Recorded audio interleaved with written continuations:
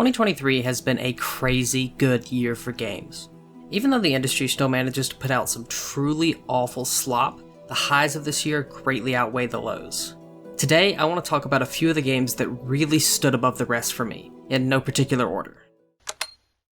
Resident Evil 4 is regarded by many to be one of the best games of all time, and I'd be lying if I said I didn't hold it in a high regard either. In fact, I'd say it's one of the games I've played through from start to finish the most in my life. From the GameCube to the Wii, mobile phone, graphing calculator, smart fridge, and even the PlayStation 2.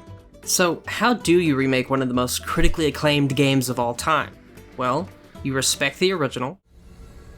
Where's everyone going? Bingo? While modernizing the controls and presentation to fit the new look you've got going on for Resident Evil, and since the original itself was such a masterpiece, you get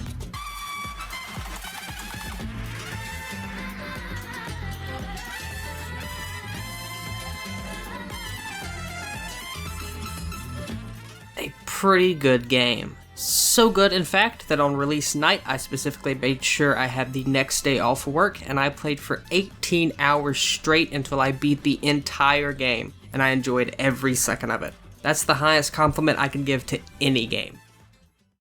While Ultra Kill didn't technically release in 2023, that was when I first played it. I'm upset that it flew under my radar for so long because this game kicks ass. Even though I lack the mechanical skill to actually be good at a game like Ultra Kill, blitzing your way through the depths of hell with an arsenal of weapons and upgrades all made to remove the blood from enemy bodies as efficiently as possible, that's a pretty cool feeling, and that's what Ultra Kill aims to do, make you feel cool.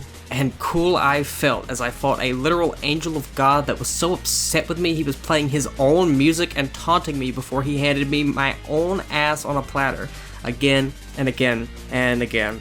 And again.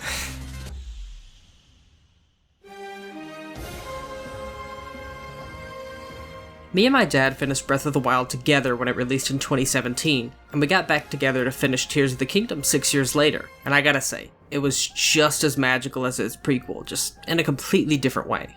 Breath of the Wild transformed what it meant to be a Zelda game, and Tears of the Kingdom directly takes this new formula and expands on it. Abilities that were a bit one-note in Breath of the Wild are expanded upon or replaced in its sequel, Ultra Hand being a better version of Magnesis, and Recall being a much better Stasis. Fusion puts a band-aid on weapon durability, and Ascend is genuinely the most broken ability in a game based around traversal. On top of that, the map size was essentially tripled with the Sky Islands and the Depths, the latter of which wasn't even advertised, and I can still remember me and my dad's reaction to dropping into the Depths for the first time.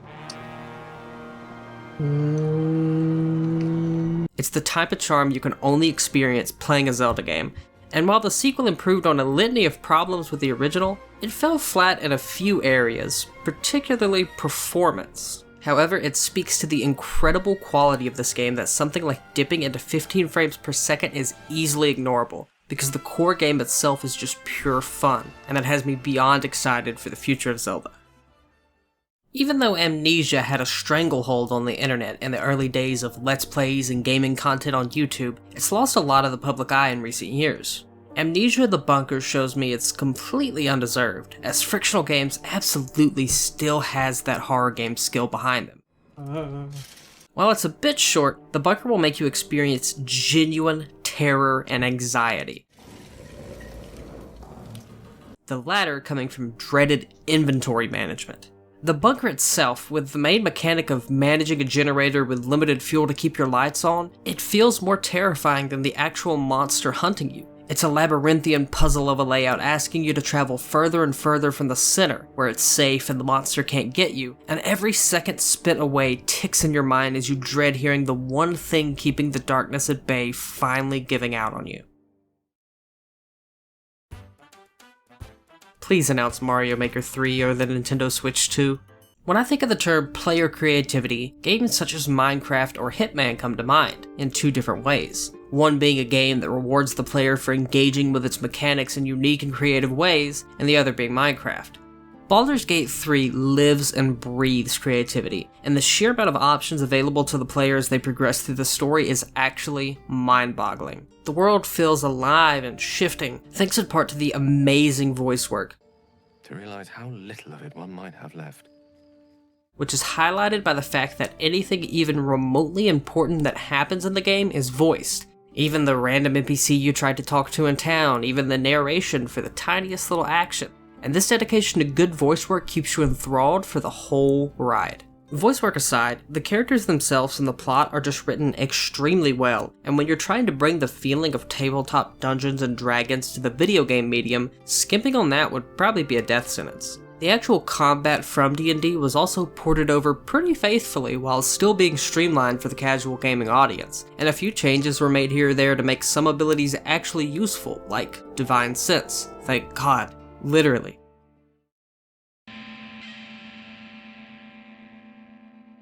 God, what a masterpiece of a game Hi-Fi Rush is. Opening January with such a stellar release really set the tone for the rest of the year. Action, art style, and audio make Hi-Fi Rush far more AAA than most of the games it went head-to-head with, and the clear passion behind its direction bleeds through into every fiber of the game. As a lover of Sekiro's rhythmic combat and rhythm games as a genre, it's no small wonder that I fell in love with this game in a matter of minutes. The world itself being centered around a constant, unchanging beat that determines dodge timing, enemy attacks, parries, your own attacks, and everything in between is a top-notch concept that Tango Gameworks masterfully brought to fruition. Once your mind falls into the tempo, dancing around enemies to the beat while you combo them into oblivion makes you feel like combat itself is a dance, each enemy a new partner to tango with. With just the gameplay alone, Hi-Fi Rush had me entirely sold, but they went and threw in a damn good plot with extremely well written characters into the mix. Chai is a likable goofball of a main character who meshes perfectly with his entire supporting cast and villains, and even with the game being so short, multiple characters receive a ton of genuine development that never feels rushed despite the name of the game. To be honest, you could have had Neon White's goofy ass writing, but with this gameplay, I still would have held Hi-Fi Rush in high regard. What am I supposed to do now that you delivered me a game that was bug-free and complete on launch, with gameplay so fun it had me bouncing in my seat to the rhythm, and characters who shocked me with how well they were written? I guess I have to give it the highest award any gamer can bestow, and tell you that it's my personal Game of the Year. Also, Jujutsu Kaisen Season 2 was insanely peak, and I just wanted to shout it out. If you haven't watched it yet, I highly recommend you do.